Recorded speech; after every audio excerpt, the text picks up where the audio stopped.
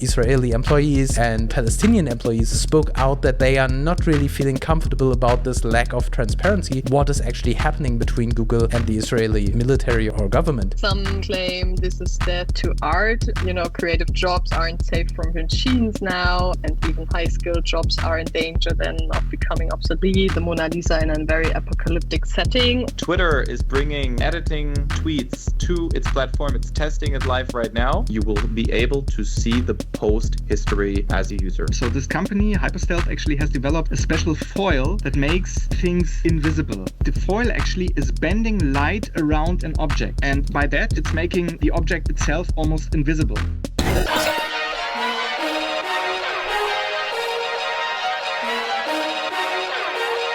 Hi and welcome to episode 32 of yeah, amazing.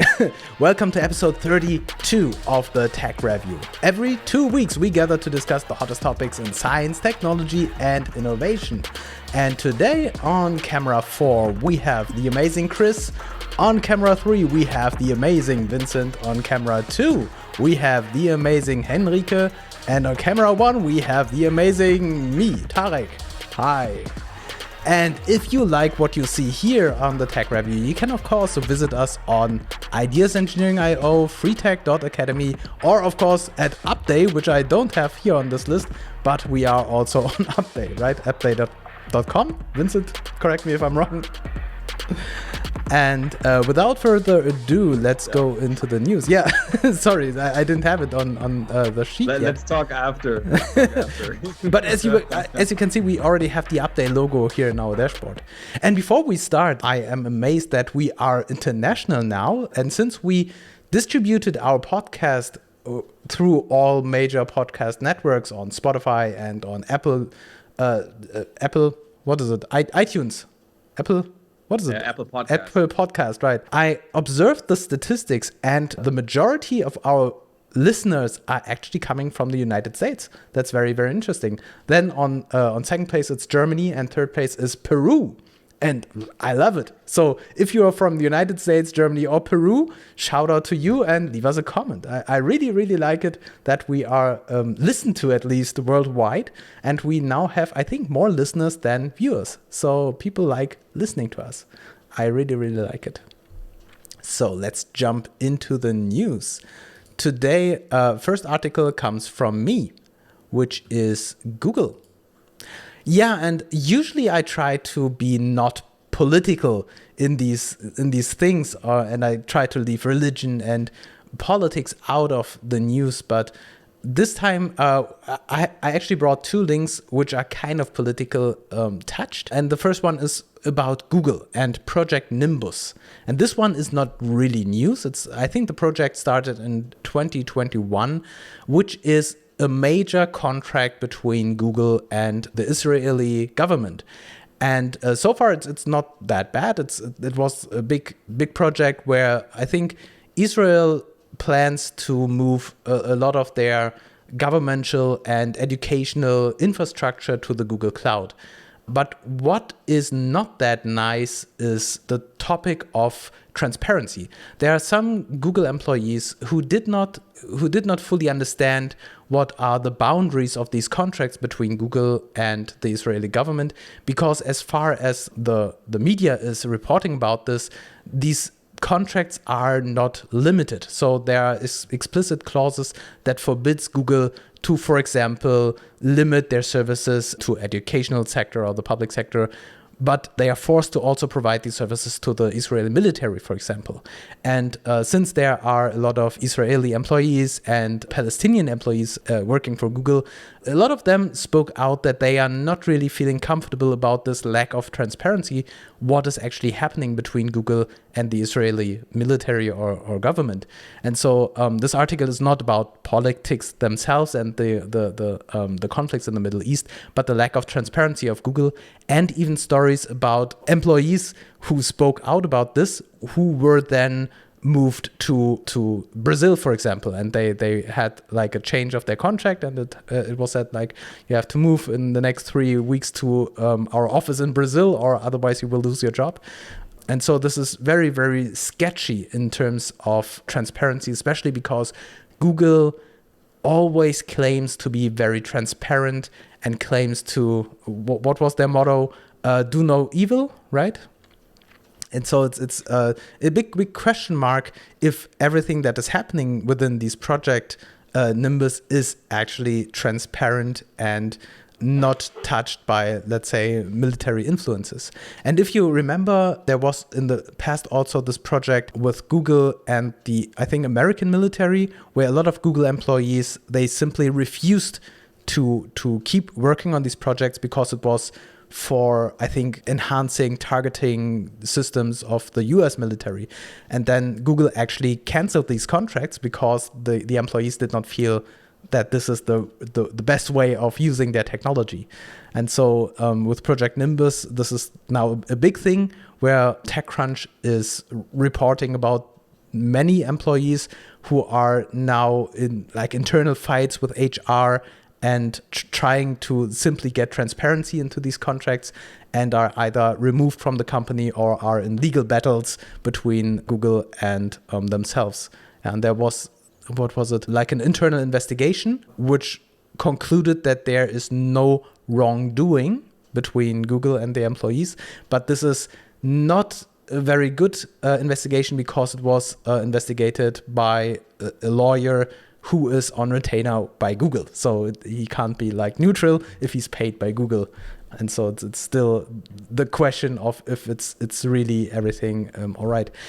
And my personal opinion is I do not want to take sides or point my finger to Google, but if they are as transparent as they claim to be, where is the problem by releasing the contracts and making sure that everything is actually happening as it should, right? So this is my take on this.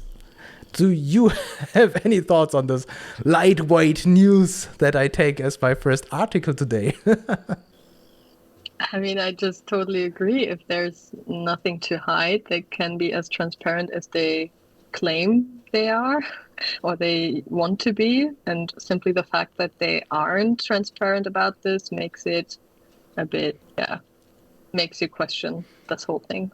Yeah. And I mean, of course, there's always this thing of certain things that you may not want to be public from contracts, but especially if you have a multi-billion-dollar contract with Israel, which is in a constant state of, I don't know, like armed conflict.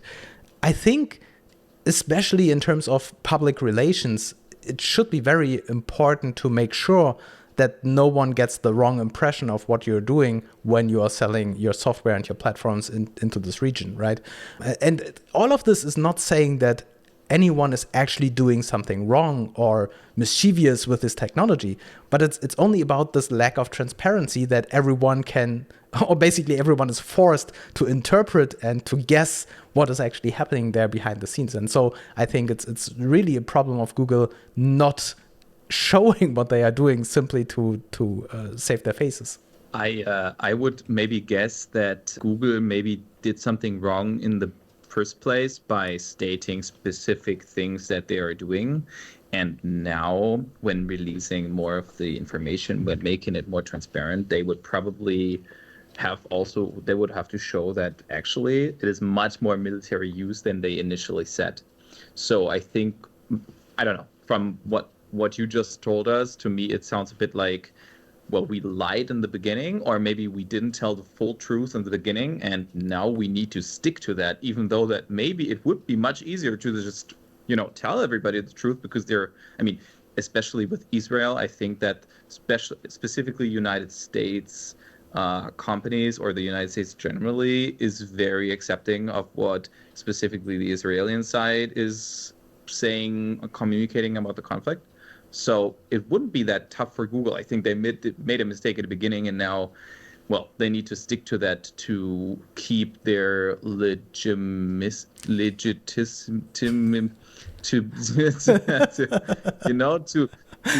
seem legitimate. Legitimate. I love it. I would like to correct you Can we on please your. use this for any kind of blooper series on our latest part? In my head, I was trying to correct him, but I did not dare because I bet I can't pronounce the word either. Legitimacy, I guess, right? Is it legitimacy? Ah, you're such a show off. Ah, it hurt my brain. So my apologies to all of our US listeners. We Germans, we struggle with the word legitimacy.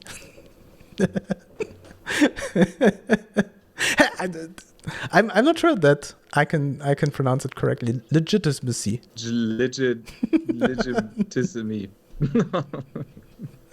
Okay, let's move on. Yes. I think it's not going to get better, I think, unfortunately.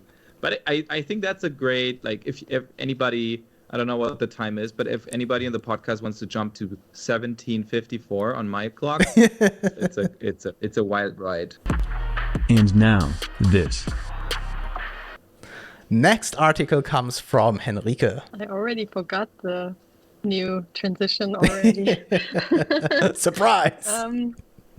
Surprise, like every week.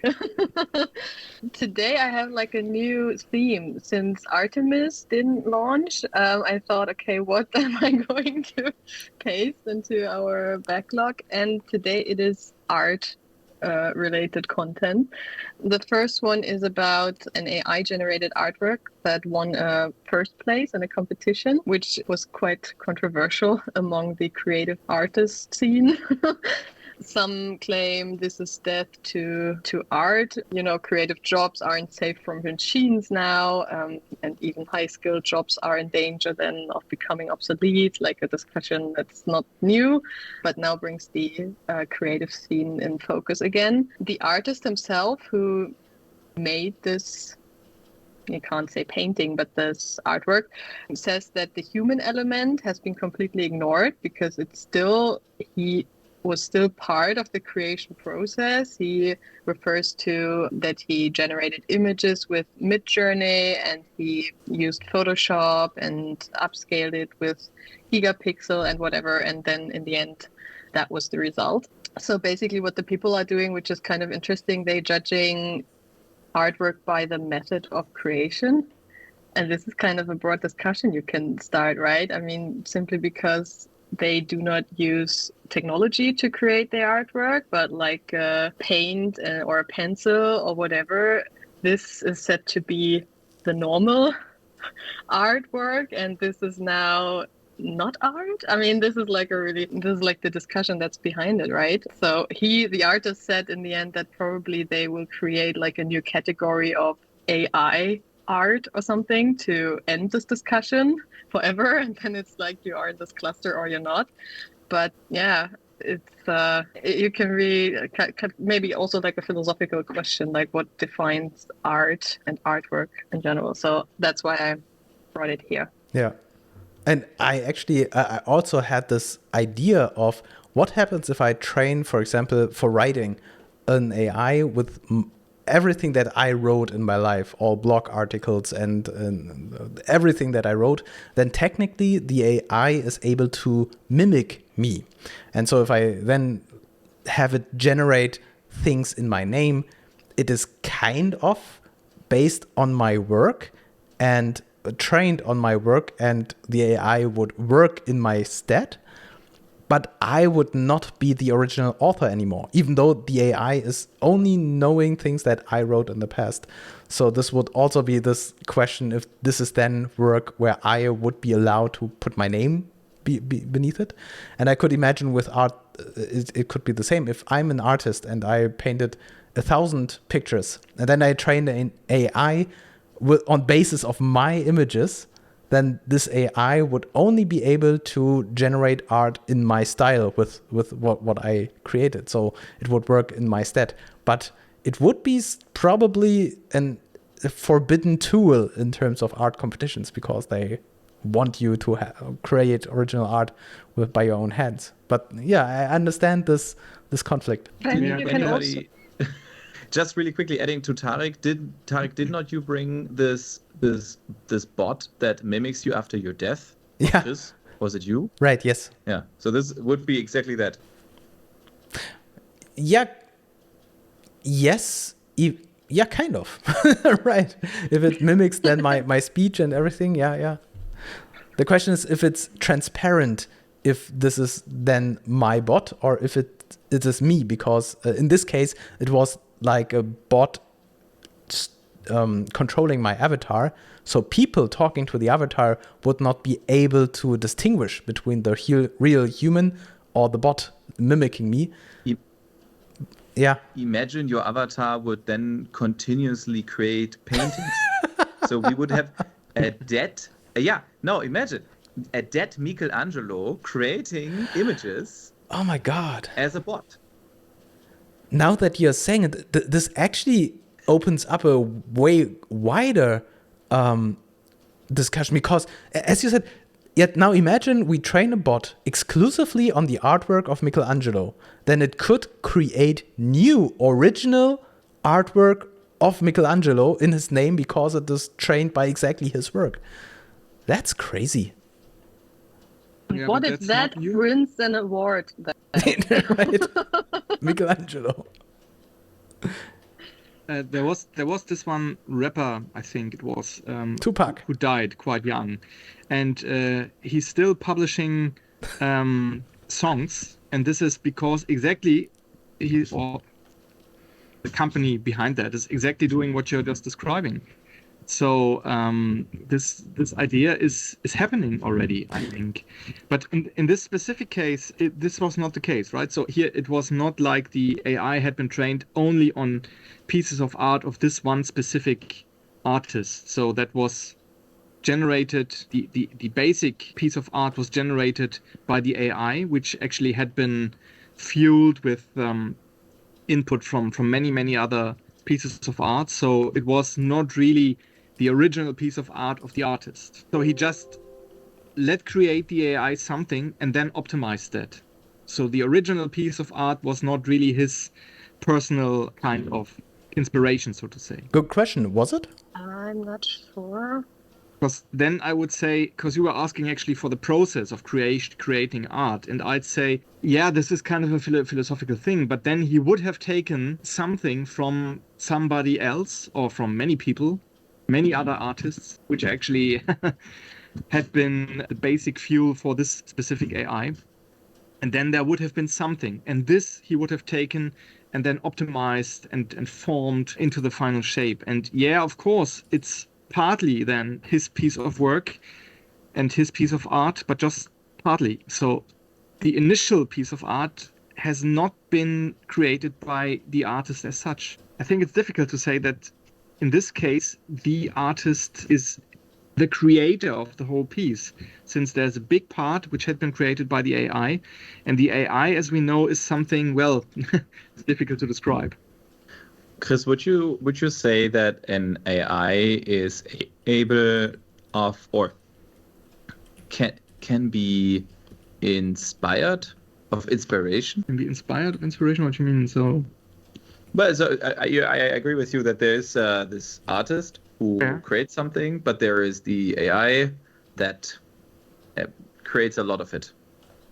And therefore, my question would be: can the AI be inspired? Because in the end, art is not a mathematical equation you solve or a sentence you write, which also I would argue maybe needs inspiration, but artistic thinking in a way needs to be applied to complete a painting, for example.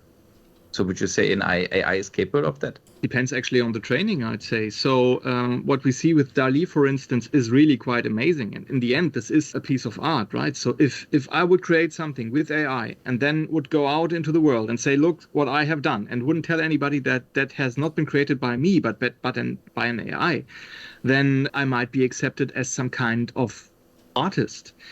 And I think this is why this discussion is really absolutely at the right place, because it relates what we understood as art so far to something which can be created within a really short amount of time by an artificial algorithm, by an artificial intelligence. And it has it the same quality. It at least has a level which will be accepted by most of the people as art. And this is something which makes things indeed difficult, critical, because it takes away of a part of humans or humanity's identity, right? And takes it away to an artificial intelligence. And this is something which really needs some discussion, philosophical discussion, ethical discussions. So I don't know exactly what to think about that. So it's really technically or from technological wise, this is really amazing and very impressive. But ethical wise, I'm in doubt, to be honest. So maybe to end this, just one quote that I looked up in the article from the artist. He said, "I've been exploring a special prompt that I will be publishing at a later date. I have created hundreds of images using it, and after many weeks of fine-tuning and curating my gens, I chose my top 3 and had them printed on canvas after unshackling with gigapixel AI." So that was his process. Yeah, it's kind of the question of tools, right? So it's the tools that we have now at our hands, and the question is which tools are allowed in the future in these competitions. I mean, for creating art, for the art itself, I guess it does not matter. If it's beautiful art, then it's beautiful art. But if you have rules in these competitions, then you can, of course, try to control which tools are used. It's like if you have like an eating contest and you have like a surgically extended, enlarged stomach or something to create a competitive advantage, it might be that the contest provider forbid these tools, right?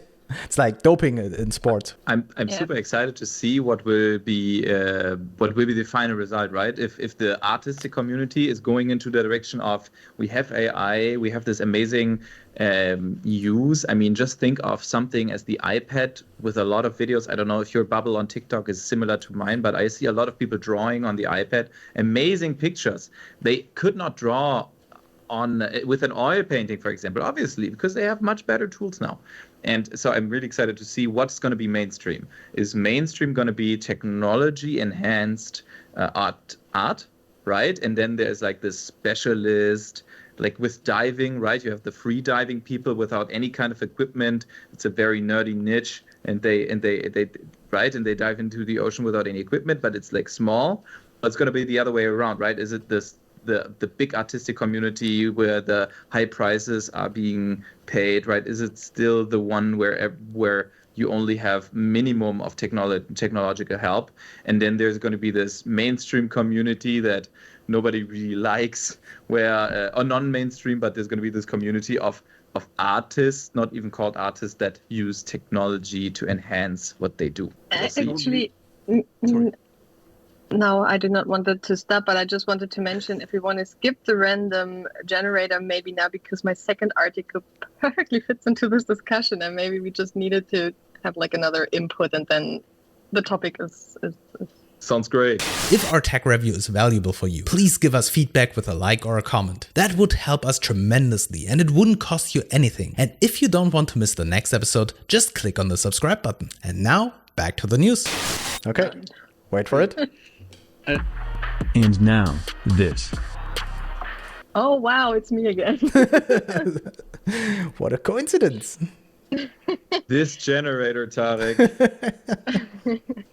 Yeah, I mean, now DALL-E, we had it, I think, 2 weeks ago, Tarek, or I think just last time, yeah, that you brought it to our discussion, where you can like create art with just putting 3 words into DALL-E, and then he throws out new images every time. And now they announced that you can also use it, or it has the functionality to outpaint famous pictures. So there it's really like zooming out and imagines how famous paintings, how, you know, they look like in the bigger picture, how the surrounding looks like, whether it's the Mona Lisa in a very apocalyptic setting, or it's the Beatles crossing Abbey Road, but are not the only ones crossing it, having like other people there as well, all kinds of stuff. And I mean, it's also, I mean, this AI obviously was trained with the information, you know, from the artists from the paintings. It mimics even the shadows and highlights it sees in these pictures. So yeah, it just adds to the discussion, like this ethical discussion. Is this now a new artwork? Or what is this? Yeah, using the tools we have right now. I mean, I think this discussion is so difficult because I don't know if there is any definition of what art is anyway, right? So in the end, the value of a piece of art is in the eye of the spectator.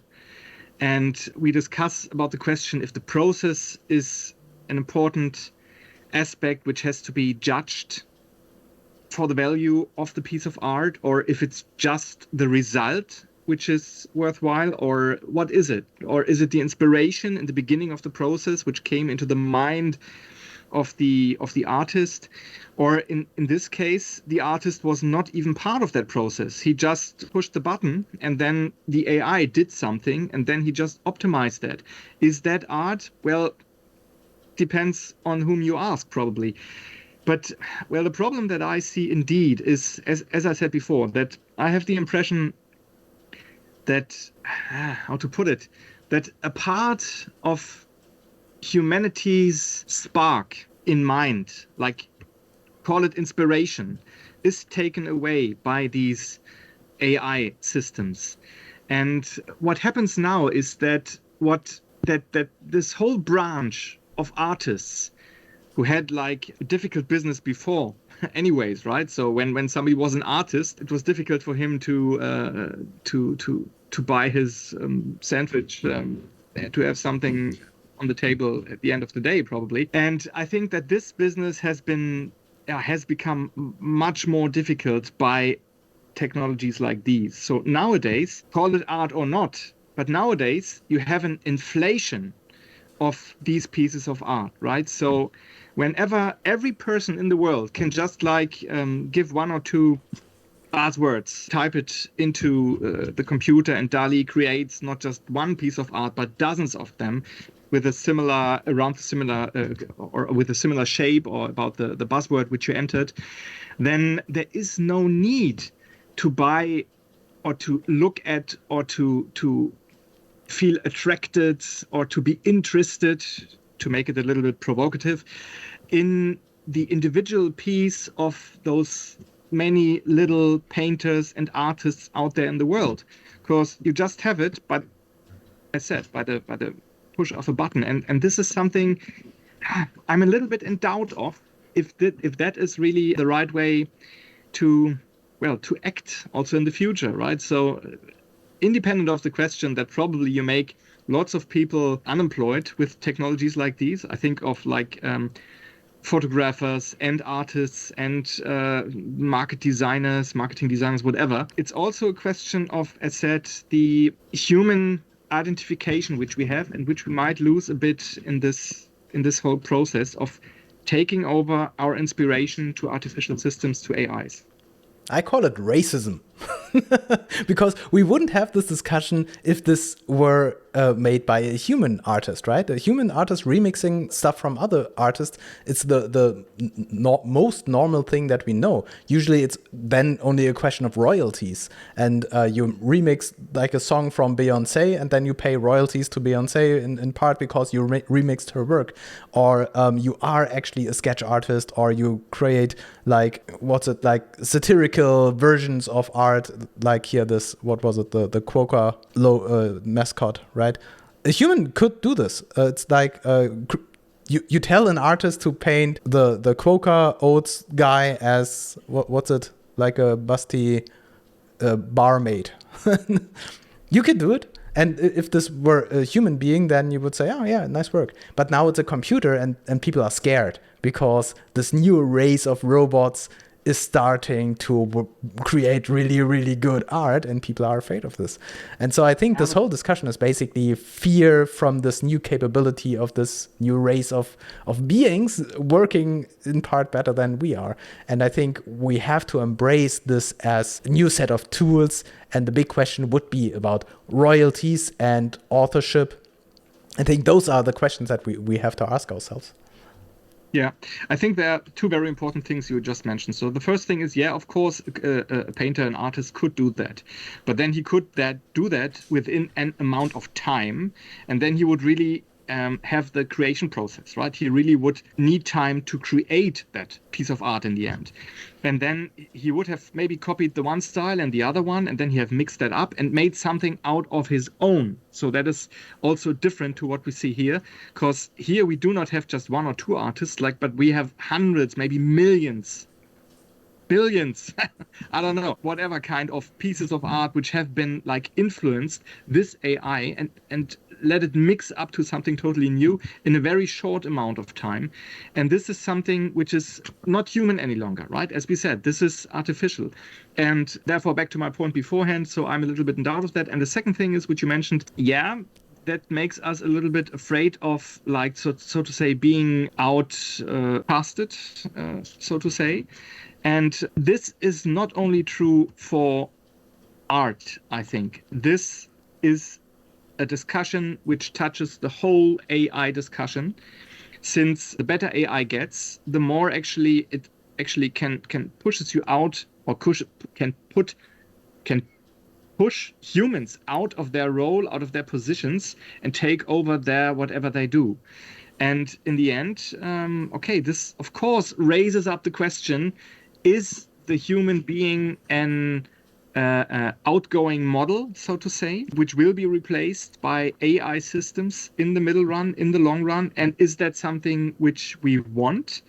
Is that inevitable, or should it be maybe controlled and put into the right direction? Are we able to do that anyways? So this art thing is just the first step, but there will be many, many, many other steps which will probably change or shape the future of humanity as such, I'd say. I think this discussion is very old, and we have this with all the tools that we created. When we as humanity invented industrial machines like construction machines digging holes, what's it called? This machine digging holes. People were afraid that the person previously had a shovel and were digging this hole manually, said, now I'm out of work. This machine is taking my work. And now we are using these machines as tools. And I think with all the new AI tools that we are using today, we should take them as tools. And certain tasks that were manual work in the past could now be replaced by tools when we say this tool is doing this work now better, and people are finding other niches that they can then participate in because certain aspects of their work are now obsolete. And I think right now we are just stunned by this new generation of technology and new generation of tools. But I personally would always see them as tools, replacing certain things that were reserved for by people and are now replaced. And the truck drivers, which will be replaced by autonomous vehicles in the future, will have the same discussion. But it will just be another tool taking over a certain task, while people are taking over other aspects of human society. And even though I'm not saying it's not tragic that people will lose their jobs, but it is kind of the evolution of our society and the tools that we are building and developing. And this is now another tool. Yeah, and I wouldn't necessarily say that all aspects of creativity, for example, will be replaced by tools. This still needs to be proven. Right now, it is this task of remixing, taking existing work, remixing it to another work. And the big question mark that we have is how much originality or creativity is in there, or is it really just a mix-up of whatever the machine was learning? Because what we people do is kind of the same. I am studying art, and I am learning how this art works, and in my head, I remix it to something new, original, which I then call my original. But I studied artwork of other artists for the past 20 years. So the question is what I am creating actually original, or is this all based on what I learned and studied for the past 20 years? It's not that I never saw a picture of another person, and so it kind of all makes it in my head. As you said, it's very philosophical, right? Plus adding to that, we have different technologies for the tools that we use, right? So we have better paint, we have better brushes, we're not painting like Michelangelo did. We don't. because we have better produced colors that don't change and can resist water and light and a lot of these kind of things. So the question is, and so isn't technology just an evolution of that, which is adapted in a very analog way to how our society develops? I don't want to open this topic, but it's the same with the NFT market or generally ownership digitally. So to me, at least, I don't want to go into this, but tools are manufactured also in a different way than we did earlier. So could Michelangelo come out of his grave and say, well, Tarek, I like you, but your paintings are not really original, right? Bosch helped you with it. Yeah, but nonetheless, I think there are still some differences, right? So coming back to Tarek regarding the drill, which you mentioned just as a tool, that's true. And it might have replaced the shovel or something and the people behind that, okay. But the difference between the drill and an AI is, of course, the spectrum of functionalities, right? The massive amount, the number of functionalities the AI comes with, right? So it can replace literally every kind of job if you train it the right way, and it can be complex job. And I think this is the main difference, the complexity which an AI can handle nowadays. And also when you say, okay, so you like study 20 years for something to create something on your own, I think there's also a difference in regards to the AI, and this is, so to say, the divine spark, right? So that which we call inspiration, that you actually have the groundwork, the basis of your studies, and you know all the other artists and everything. But then there's something which comes from elsewhere, which is the salt in the soup, so to say, and which then helps you creating something new.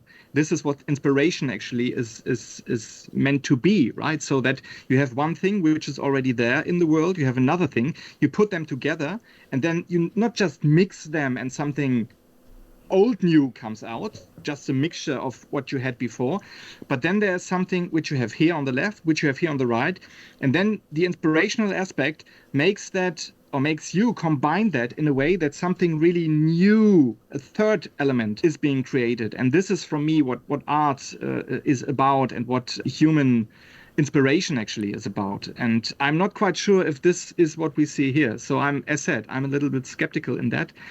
And the third thing, then I'm finished, is that indeed you're true. The discussion is really very old about the AI and what might happen. Let's come back to the discussion with the killer robots. Sooner or later, we always end up with that. But yeah. He's laughing there. Okay, no, but I remember when this discussion actually came up, and many people on podium, forum, discussions, whatever, said, yeah, and when we have the AI, they will take over all the work we do not want to do any longer. And then we have, like in our societies, we can grow up and we can all be artists and we can paint pictures and everything. And if I look into society, I don't see that, to be honest, also not in the near or in the far future. And even painting pictures is difficult nowadays if we see DALL-E. I think. So what do you do with all your time then? I think we need like a special art AI episode. I mean, this is one. It's an artsy special we should do. There's so many thoughts also in my head, but I did not want to, like completely take over this episode. That's why you brought two articles. Exactly. But maybe we stop here, because I think this could go on forever and at least have a few of the other articles until we have to finish. But a very interesting. And now this. How about Vincent? Yes, that's the better article I brought. Looking at time, I'm not sure we're going to get to the second one, so I'm happy that you opened this one. Twitter is bringing editing tweets to its platform. It's testing it live right now. It will first come to Twitter Blue subscribers and then later to all users free of charge. And this is something, it's been going on forever. I think in 2016, there was the very first vision of how to edit tweets. The idea was you can edit it, but only specifically only until a certain point in time after tweeting. And but then the idea tanked. I don't know why, honestly. There were many discussions over the years, and Actually, Dorsey, the founder and last CEO, or I don't know even if he was last, but I think so. Anyways, but the Twitter guy, he actually then at some point said it's never going to happen. You will not be able to edit your tweets. But now it's coming to Twitter Blue and then later to all users. And the idea of it is they could edit a tweet. Obviously, it will be shown in your feed that the tweet is edited. You can only edit until 30 minutes after tweeting.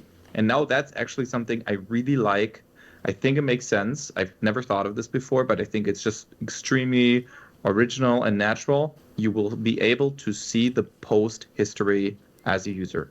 So if, say, somebody tweets something extremely, I don't know, bad, and the internet freaks out about it, and then second 59 of the 29th minute, that person changes it to something totally different, for example, just to generate traffic. I mean, this is something we can, which is, I think, will be happening in the future. We will be able to see what that person did say before. And I think that is actually something that we really need, because this is my take on this, why I brought this article. To me, Twitter actually is something that I don't think we really need anymore in this very digital and modern society with a lot of platforms, right? But the Twitter is still there because it was like saying something out loud. You said it, it was out there. You can't change it besides deleting it. And I think that is one of the biggest reasons why Twitter is still as big as it is. And now this feature changed this to a certain extent. And I think right now, to me, this looks very interesting. But if they do it wrong, well, they definitely mess up the characteristics of Twitter. Just a side note, due to this, Twitter Blue will potentially make a lot more revenue. They already announced that Twitter Blue will be higher in prices. This feature will be available to Twitter Blue users first. So two very interesting aspects. This will help Twitter gain more revenue this quarter than expected, which then again will help Twitter in the case against Elon Musk. So very interesting. And I'm going to end with this final question. Is this a coincidence or is this strategy? Because, I mean, this feature, this one sat in the drawer, like in forever, I would argue. I have no idea if it's coincidence or accident, but I really think this is a very, very valuable feature, because in the past you were able to delete the tweet, so it's not like on the blockchain and it's there forever. So it's not, you can kind of modify it by deleting it. Now you can modify it and still not modify it, because the history will be there. People can still see what you posted before that. So I think it just adds new functionality without removing any previous capability. So I like it. And I think it will enrich Twitter in terms of that people will be able to see more, because authors are not forced to delete all tweets anymore. And I think this was one of the biggest obstacles. Like obstacle, making it bad to use, because you had a reference to a tweet and it does not exist anymore because it was controversial. And now people can make like additions to the statement or changes to the statement. And so you can still see the original and the revised version. And I think this will cause fewer deletions and make it like a richer platform. Yeah, but let's see how people are going to use it. What exactly is Twitter Blue? Twitter Premium. But what does I can't tell you what it does besides the logo. Let's not get into Snapchat Plus, because this is very similar. But this feature was a rumored feature to be available to Twitter Blue only, which is why it had like a very small hype. And now it de facto is. So it is a monthly subscription, so we'll see until what time they will keep it exclusive to Twitter Blue users before rolling it out. But in that period, it is very likely that Twitter Blue will A, be higher in price, and B, will have a lot of gain in subscribers. Right now, by the way, it's $4.99. You can download the link in the description or on my channel, so go check it out. Now with this new feature of editing your tweets. Yeah. But do we know any other feature you have when you have Twitter Blue? I'm sure there is. I'm sorry. I didn't. But we do not know. That's okay. That's okay. I'm sure someone knows. Put it into the show notes. Yeah. Yes. And now, this. HSV. You're a HSV fan. Yeah, I still did not change the coloring. Chris. Yeah, I brought this one. I know it's really old. It's like 3 years old. So it's really from Stone Age. But I didn't hear about that before, to be honest. And I thought it's absolutely amazing. And as far as I remember, over the last 3 years, we did not have that in the tech review. So I thought maybe it's okay if I bring it here just so that we and our 2,000 spectators will also get that information. This is about Hyperstealth technology. So this company, Hyperstealth, actually has developed a special foil that makes things invisible, right? And so I thought, well, what does it mean? And when you read the article, you see that that is about a foil that can effectively hide objects.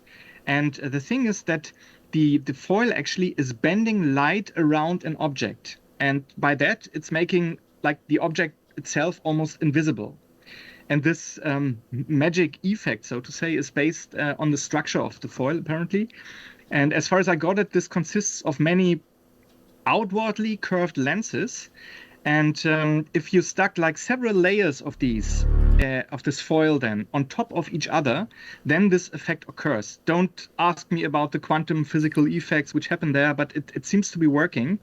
So what happens is when light actually hits the foil, it is refracted at certain angles, and instead of hitting the object, which is directly behind the film, behind the foil, it is bended around the object and hits, so to say, the background behind the object. And so what you see then is only the background, and the object is being hidden. So it has become invisible. And I thought this is really amazing what is possible nowadays with this technology. I've also sent a second link, which is just a video where you have also some other impressions of what you can do with this foil and with this technology. And of course, it has a military application. As you can imagine, they put it onto tanks so that at least they cannot be seen. And I think there's also some foil which takes away other parts of the spectrum so that you really get invisible. So this is 9 minutes long, so you don't have to show the whole thing, but this is what I mean, right? For instance. And also here you see like things, nothing behind that, or at least blurry, but then if it gets closer, you see that indeed there is something behind that, and that could be a soldier or something, right? So there has to be a little difference, a distance between the foil and the object. But it seems to be working. And as I said, it's not a new link. It's 3 years old. I've never heard about that. Okay, I'm not into military development so far, but nonetheless, when I got that by accident, I thought I'd like to bring it over here. So, because I think it's really amazing what's going on there. I'm pretty sure I saw this in one of the Mission Impossible movies, right? Where they had something like the screen and they became invisible and they sneaked up on, I'm not sure, like a soldier or something. You saw it at Harry Potter. Yeah, I mean, of course, Harry Potter also has this, but I'm sure that in one of the Mission Impossible movies, they had literally a screen that they were carrying in front of them, which was refracting the lights, so they became invisible. Was it this or was it Inception? Inception. It was a scene in a hotel, security guys in front of a door, and it was Mission Impossible. It was the last one. Not counting the one where the trailer is out. But yes, I remember this very specifically. Wow. Think about Predator.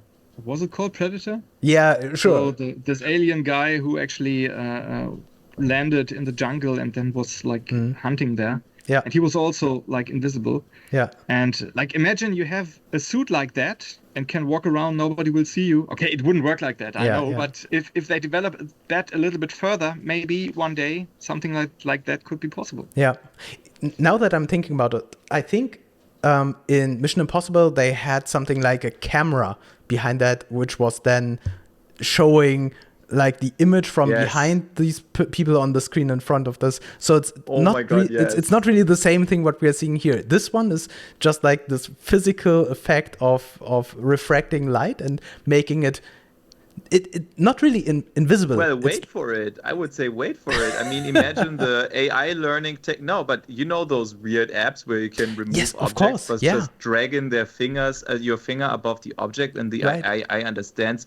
Oh yes, this is a tree, so no hole here that becomes blue. Exactly. And I mean, this could technologically be advanced into this Yeah. for sure. But this thing that we are seeing here on the screen right now, it's like fault proof, because this is really like refracting light. There's no computer which could lag or make mistakes. And what we are seeing here is that these objects, they are not really becoming invisible, but they become so fuzzy that the human eye is barely able to see that there's something, right? So it's not 100% removing it from your sight. It's just making it so blurry that you virtually can't see it anymore.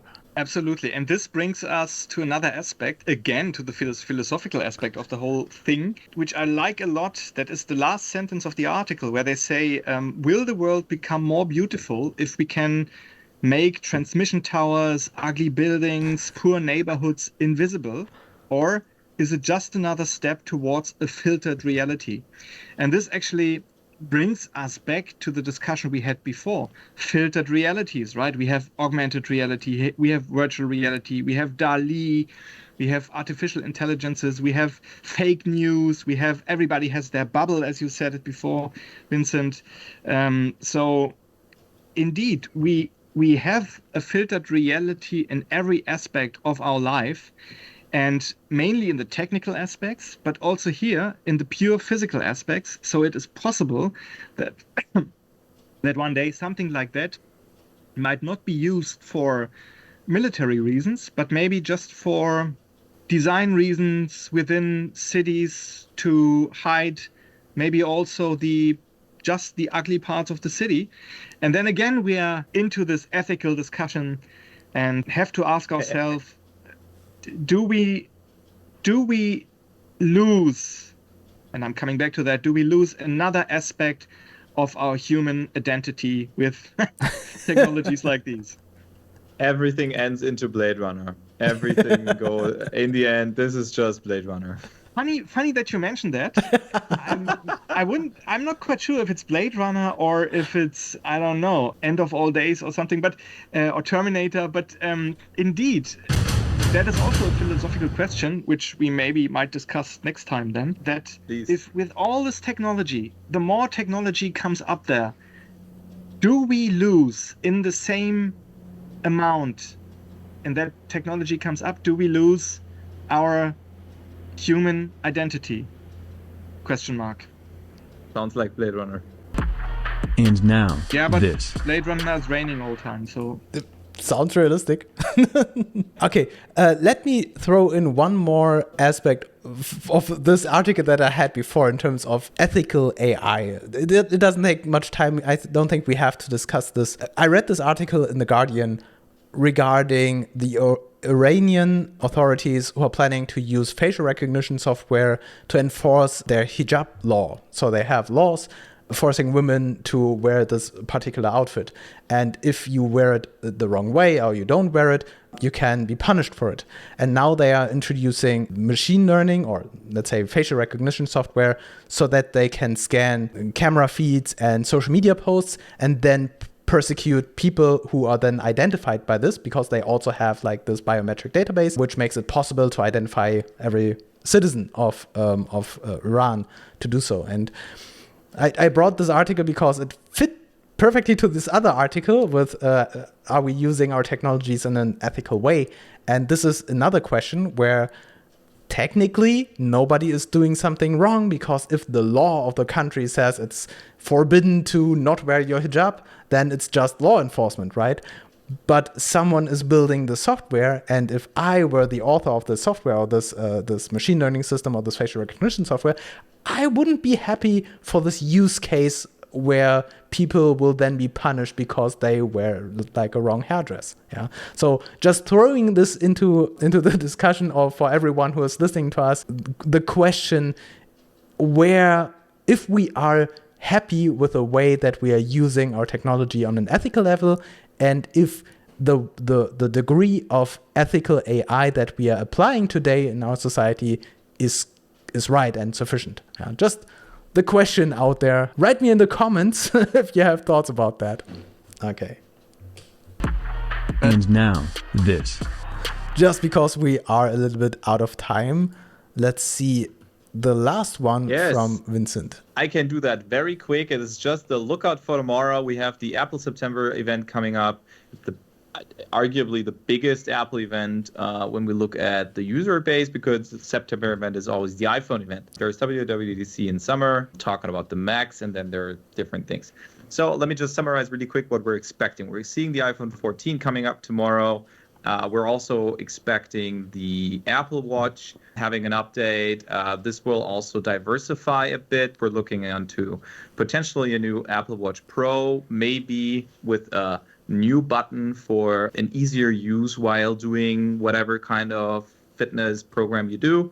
Also, the Apple Watch SE will be getting an update. We'll be definitely seeing AirPods Pro, the new version with the new chip, the new Bluetooth enhancing capabilities, or maybe not Bluetooth at all.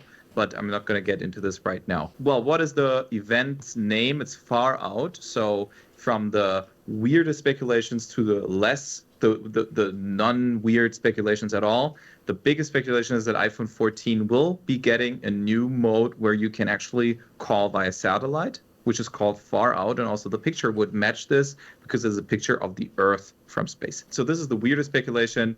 Non-weird speculation at all is iPhone 14 will be getting a new design, which is an extremely interesting update compared to the last X versions all having the same. And yeah, that's basically like the biggest controversy. Everything else is pretty much up to standard. That the Apple Watch will be getting a facial update, like a design update. This is very unlikely, but is also spoken about. And also it seems like nobody's really clear on how AirPods Pro will look like. Will they be looking like the Beats Buds or not? Also a question. We'll know by tomorrow at 7. And I'll definitely make sure to bring it to the next tech review. I always love with these Apple events that you have this degree of there's new high tech and new features, and there are new colors, and the button now has a new shape or something, and people are going crazy for the new space gray, which is now a hint of purple or something like that. And so it's crazy, and it's no, don't do this. I don't like this color, and I wanted it to be purple, but it's not purple enough. It's like a purple gray shade. Well, they created a hype. It's definitely a hype, and I mean, look at me looking forward to this event. This is like the highlight of my week, right? Yeah. So no, it's not tech review. Right. No, it's the second highlight. No, it's the highlight of the Wednesday then.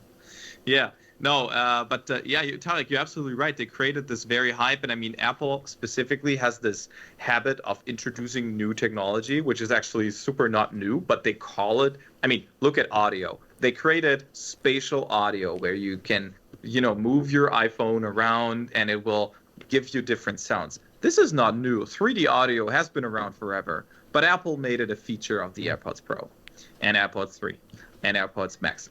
And this is what they do. So I'm sure tomorrow we'll be seeing an always-on display on iPhone 14.